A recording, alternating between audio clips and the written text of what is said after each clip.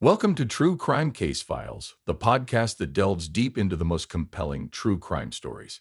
Julie Lewis was 18 years old. She lived in Payette, Idaho, a small town known for its friendly people and beautiful landscapes. Julie was in her senior year of high school and was known for her beauty and intelligence. She dreamed of going to college and starting a new life away from the troubles she faced at home.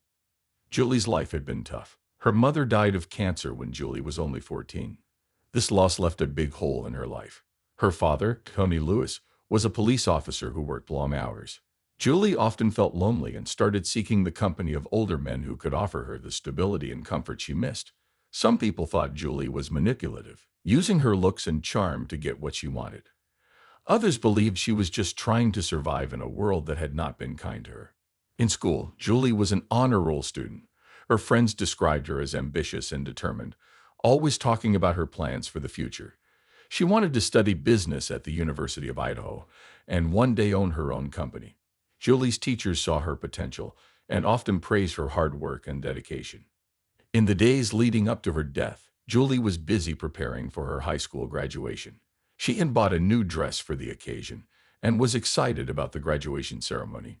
She talked to her friends about their plans for the summer. They planned to visit the local mall, go to the movies, and spend time at the nearby Snake River. Julie also had a part-time job at a local diner, where she saved up money for college. She was well liked by her coworkers and customers for her friendly and outgoing personality. Despite her troubles, Julie tried to stay positive. She had a close-knit group of friends who supported her. They often hung out at local spots like the Payette Skate Park and the community swimming pool. Julie was also involved in her school's drama club, where she enjoyed acting and working behind the scenes. Julie's dreams were big, but her life was cut short. She had plans and ambitions, but she never got the chance to see them through. Her death shocked the small town of Payette, leaving everyone wondering what could have been. On the morning of June 5, 2012, Tony Lewis came home after his night shift as a police officer. Tony expected to find his daughter Julie still asleep. Instead, he found a horrifying scene.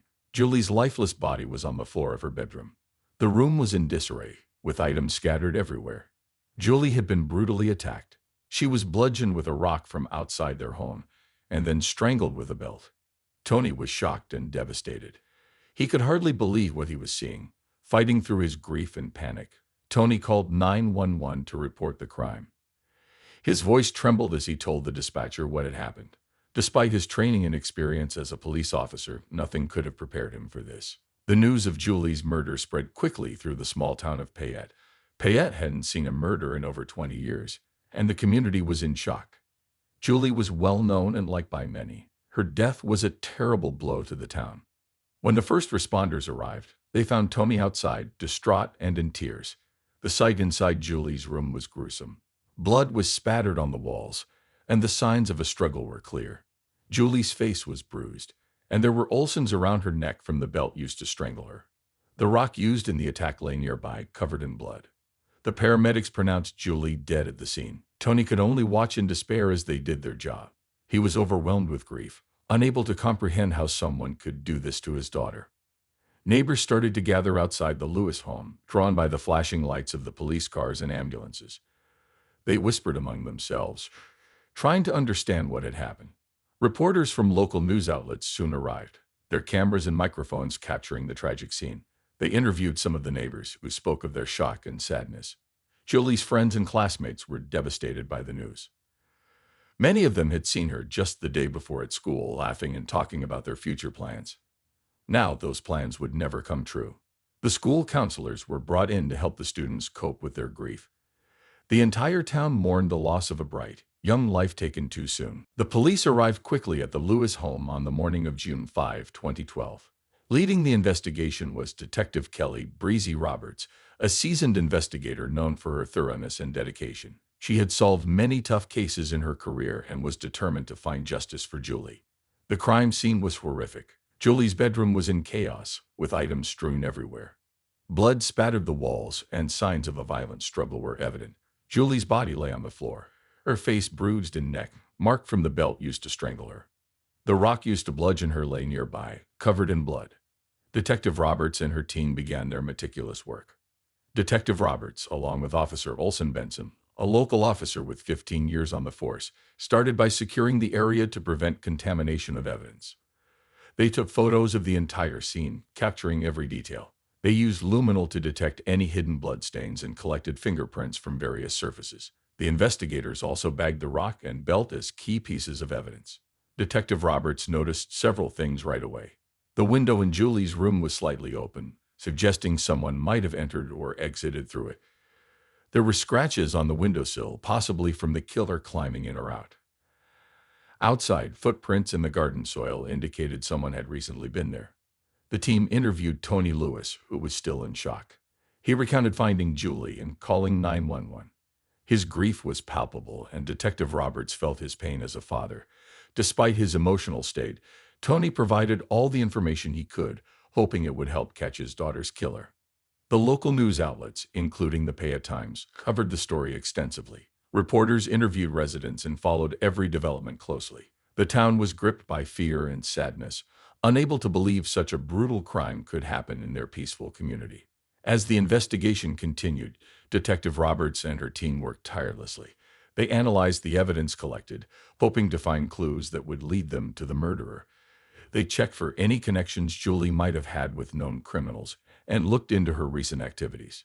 The community's support for the police was strong. People brought food and coffee to the officers working long hours. Local businesses put up posters offering rewards for information leading to the arrest of Julie's killer.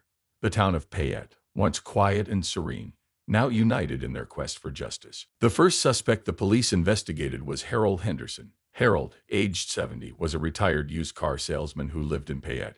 He was well known in the town for his flashy personality and competitive nature. Despite his age, Harold had a reputation for being charming and wealthy, making him popular in the local social scene. He was a widower, living alone in a large house filled with memorabilia from his younger days.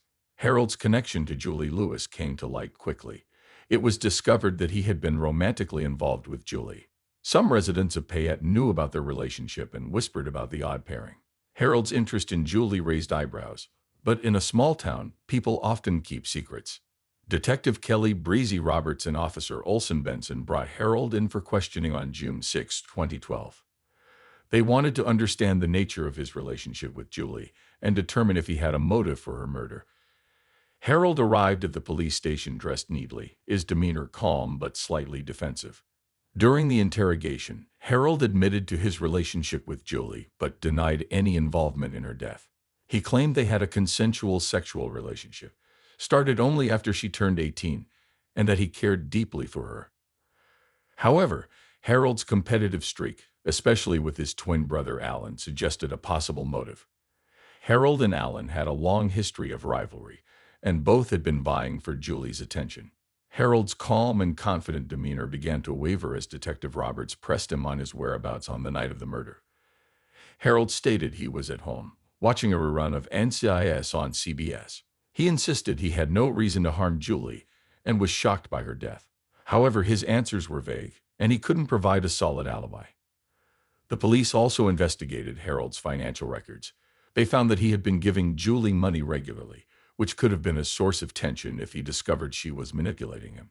Harold's phone records showed multiple calls and messages to Julie in the days leading up to her death, indicating frequent communication. Despite his denials, the police felt Harold had the motive and opportunity to commit the crime. His history of competitiveness with Alan and his romantic involvement with Julie painted a troubling picture. The investigators kept a close eye on Harold, looking for any inconsistencies in his story and waiting for any evidence that might link him directly to the murder. As the investigation continued, Harold remained a prime suspect. His flamboyant personality and competitive nature, coupled with his involvement with Julie, made him a central figure in the case. The town of Payette watched closely as the police worked to uncover the truth behind Julie's tragic death. The second suspect in the investigation was Alan Henderson, Harold's twin brother. Alan, also 70 years old, was a retired high school history teacher. Known for his intellect and passion for teaching, Alan was respected and well-liked in Payette. He had a reputation for being level-headed and scholarly, a stark contrast to his more flamboyant brother. Alan had never married and was often seen as a bachelor who enjoyed his solitude. He spent much of his time reading and participating in community events. Despite his age, Allen had a magnetic personality that attracted people of all ages. He was particularly fond of attending local book clubs and giving lectures at the town library. The police discovered that Allen, like his brother, had also been romantically involved with Julie Lewis. This revelation shocked many in the town, as Allen was viewed as a more reserved and dignified figure. Detective Kelly Breezy Roberts and Officer Olson Benson brought Allen in for questioning on June 7, 2012, to understand his relationship with Julie and his potential motives. Allen arrived at the police station looking composed, dressed in a tweed jacket that hinted at his scholarly background.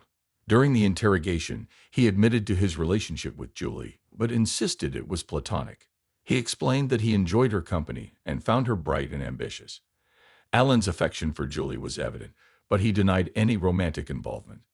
Detective Roberts pressed Allen about his whereabouts on the night of Julie's murder. Allen stated he was at home, working on a lecture for the local historical society. He mentioned reading a book about the Civil War, a topic he was passionate about. However, his alibi was weak, as he lived alone and had no witnesses to confirm his story. Allen's demeanor during the interrogation was calm but saddened. He expressed disbelief that Julie could be dead. He cooperated fully with the police, providing them with his phone records and access to his home. The investigators found nothing suspicious at his residence, but they continued to scrutinize his interactions with Julie. The police also interviewed people who knew Allen. His colleagues and former students spoke highly of him, describing him as a dedicated teacher who cared deeply about education. Despite his calm exterior, the possibility of betrayal by Julie could have triggered a strong emotional response. As the investigation progressed, Allen remained a key suspect. His scholarly nature and apparent innocence contrasted sharply with the dark motives uncovered. The police continued to explore every lead, determined to uncover the truth behind Julie's murder and the Henderson brothers' involvement. The third suspect in Julie Lewis' murder investigation was her father, Tony Lewis. Tony, 45, was a police officer in Payette, Idaho. Known for his protective nature, Tony was a well-liked figure in the community. He had become close to the Henderson brothers over the years, often acting as a mediator between the two. Tony's connection to Julie was evident, as he was her father and lived next door to Allen Henderson. The police had to consider every possibility, even the uncomfortable one that Tony might be involved. Detective Kelly Breezy Roberts and Officer Olson Benson decided to question Tony on June 8, 2012. Tony was still reeling from the shock of finding his daughter's body. When he arrived at the police station, he looked tired and grief-stricken. During the interrogation, Tony recounted his actions on the night of the murder. He had been working a night shift, which he often did to provide for Julie after the death of her mother. Tony insisted he had no reason to harm his daughter and was devastated by her death. Detective Roberts asked Tony about his relationship with the Henderson brothers. Tony admitted he knew about their interest in Julie and had tried to keep the peace between them. He expressed his frustration over their rivalry, which had caused tension in the neighborhood.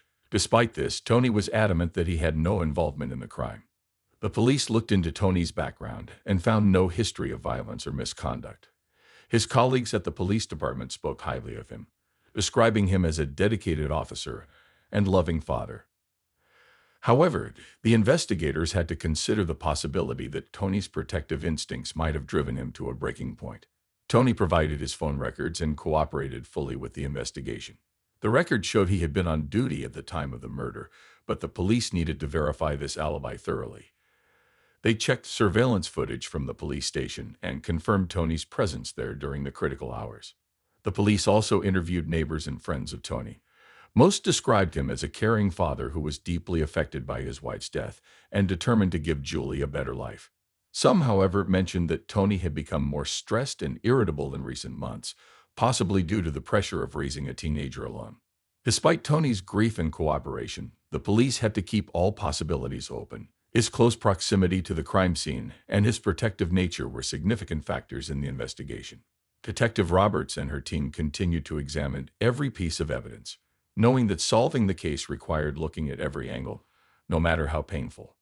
As the investigation unfolded, Tony remained under scrutiny. The small town of Payette watched closely, hoping for answers and justice for Julie. The police were determined to find the truth, and Tony's involvement, if any, would be uncovered through their relentless efforts. On June 10, 2012, around 3:00 p.m., new evidence came to light. The weather was warm and sunny, typical for Payette in early summer. Detective Kelly Breezy Roberts received a call from a local hiker who had found something unusual near the Snake River. He had been walking his dog when he noticed a small bag hidden under some rocks. Detective Roberts and Officer Olson Benson rushed to the scene. They found a small black bag containing a blood-stained shirt and a pair of gloves. The items were immediately taken into evidence. The police believed these items could be crucial in solving Julie's murder. Back at the station, the forensic team examined the evidence. The blood on the shirt matched Julie's. This was a significant breakthrough. The gloves were tested for fingerprints, and the results came back with a match to Harold Henderson. This finding shifted the focus back to Harold, who had previously denied being near the crime scene. Detective Roberts and her team re-examined Harold's alibi. They discovered inconsistencies in his story. Further analysis of his phone records showed he had been near Julie's house at the time of the murder, contradicting his claim of being at home watching TV. The new evidence prompted the police to search Harold's home again. This time, they found a hidden compartment in his garage with several items that raised suspicion, including a second pair of gloves and a belt similar to the one used to strangle Julie. These discoveries painted a clearer picture of Harold's involvement. As the investigation deepened, the police interviewed more witnesses. They found out that Harold had been seen arguing with Julie the day before her death. A neighbor, Mrs. Carter, reported hearing raised voices and seeing Harold leave Julie's house looking angry. With the new evidence, Detective Roberts felt confident they were closing in on the truth. The police brought Harold in for another round of questioning. This time, his demeanor was less confident. Confronted with the evidence, Harold became defensive and struggled to maintain his earlier calmness. The forensic team continued to analyze the evidence, looking for any additional clues. They used advanced techniques like DNA testing and fiber analysis to ensure nothing was overlooked. The detailed investigation paid off, as more links between Harold and the crime were uncovered. By the end of the week, the police were confident they had enough evidence to make an arrest. The discovery of the bag near the Snake River had been the breakthrough they needed. The town of Payette waited anxiously for justice to be served. Hey, true crime case solvers interested in more real-life murder mysteries, be sure to like and subscribe to our channel. And do you have any thoughts about this case or have a case of your own you'd like us to investigate? Leave us a comment. Stay safe, true crime case solvers. On June 12, 2012, the police were ready to make an arrest. Detective Kelly Breezy Roberts had pieced together the evidence pointing to Harold Henderson as the murderer. Harold, 70, was a retired used car salesman known for his flamboyant personality and competitive nature. His charm and wealth made him a popular figure in Payette, but his rivalry with his twin brother Alan and romantic involvement with Julie Lewis revealed a darker side. Harold had been competing with Alan for Julie's affection. He had given Julie money regularly and felt betrayed when he discovered her plan to blackmail him and Alan. On the night of June 4, Harold confronted Julie at her home. The argument turned violent, leading Harold to bludgeon her with a rock he found outside and strangle her with a belt. Driven by anger and betrayal, Harold committed the brutal murder. Detective Roberts had discovered inconsistencies in Harold's alibi and found crucial evidence, like the blood-stained shirt and gloves, linking him to the crime. The DNA and fingerprints on the gloves match Harold's, and the blood on the shirt was Julie's. Surveillance footage also placed Harold near Julie's house at the time of the murder. On the morning of June 12, Detective Roberts and Officer Olson Benson went to Harold's house to arrest him. They arrived at 9:00 a.m., and Harold was at home. When they told him he was under arrest for Julie's murder, Harold looked shocked but didn't resist. He was handcuffed and taken to the police station. At the station, Harold was formally charged with murder. His reaction was one of disbelief and anger. He insisted he was innocent, claiming the evidence was planted. Despite his protests, the overwhelming evidence convinced the police of his guilt. Julie's father, Tony Lewis, was informed about the arrest. He was devastated but relieved that the police had found the person responsible for his daughter's death. The town of Payette, which had been closely following the investigation, felt a mix of shock and relief. They couldn't believe someone they knew so well could commit such a heinous crime.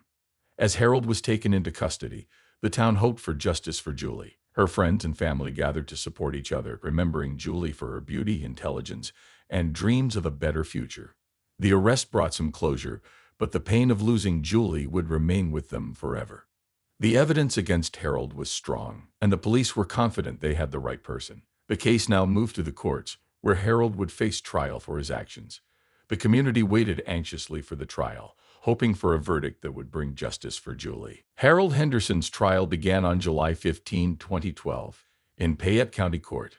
The courtroom was filled with Julie Lewis' family and local residents eager to see justice served. The case received extensive coverage from local news outlets, including the Payette Times and KTVB Channel 7, which kept the community updated on the trial's progress. The prosecutor, Emily Hackle Matchwork, 38, was known for her strong courtroom presence and dedication to seeking justice. Hackle Matchwork argued that Harold Henderson was guilty of brutally murdering Julie Lewis. She presented a clear case, showing evidence such as the blood-stained shirt and gloves found near the Snake River, Harold's fingerprints on the murder weapon, and surveillance footage placing him at Julie's house on the night of the crime. Hackle Matchwork described the crime as an act of rage and betrayal, emphasizing how Harold's rivalry with his twin brother and his manipulative behavior towards Julie led to her tragic death. The defense attorney, Drew Nils, 45, was a respected lawyer with a reputation for defending high-profile cases. Nils argued that the evidence against Harold was circumstantial and that his client was being falsely accused. He suggested that Harold's emotional state and previous arguments with Julie did not prove guilt. Mills attempted to cast doubt on the prosecution's evidence, arguing that it was possible someone else could have committed the murder. Julie's family attended the trial every day. Her father, Tony Lewis, appeared exhausted but resolute. He was seen comforting Julie's friends and family, who were deeply affected by the trial. The emotional weight of the case was evident as testimonies about Julie's life and dreams were presented in court. After several weeks of testimony and evidence, the jury deliberated and reached a verdict on August 5, 2012. Harold Henderson was found guilty of first-degree murder. The verdict was met with a mixture of relief and sorrow from the courtroom. Julie's family, while devastated by her loss, felt the sense of justice had been achieved.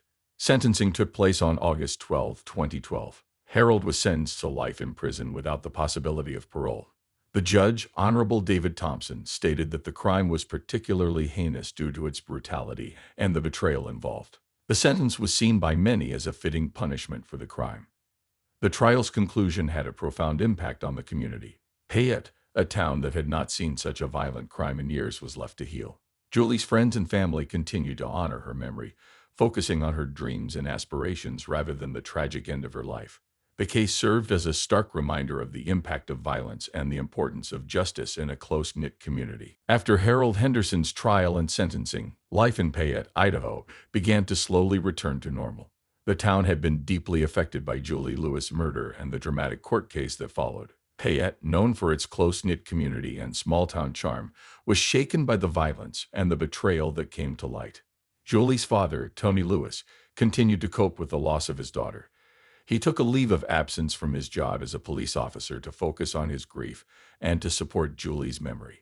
Tony began speaking at local schools about the importance of communication and the dangers of manipulation, hoping to prevent similar tragedies in the future. His efforts were met with support from the community, who admired his strength and resilience. Harold Henderson's life took a dramatic turn after his conviction. He was transferred to the Idaho State Penitentiary, where he began serving his life sentence. Harold's high-profile case and the nature of his crime made him a notable inmate, but he kept a low profile in prison. His flamboyant personality and competitive nature were replaced by a more subdued and reflective demeanor. The prison system provided Harold with counseling, but it did little to ease the weight of his actions. Alan Henderson, Harold's twin brother, also had to deal with the aftermath. Though he was cleared of any involvement in Julie's murder, the case had taken a toll on him emotionally. Alan withdrew from the social scene and focused on personal reflection. He continued to live in Payette, where he was known for his quiet and reserved nature. The community remained supportive of Alan, understanding that he had been a victim of his brother's actions as much as Julie's family had been. As time passed, Payette slowly moved forward. The town's recovery was marked by a sense of healing and unity, with residents coming together to support one another. The memory of Julie Lewis lived on through the scholarship and charity events, reminding everyone of her life and the impact of her tragic death.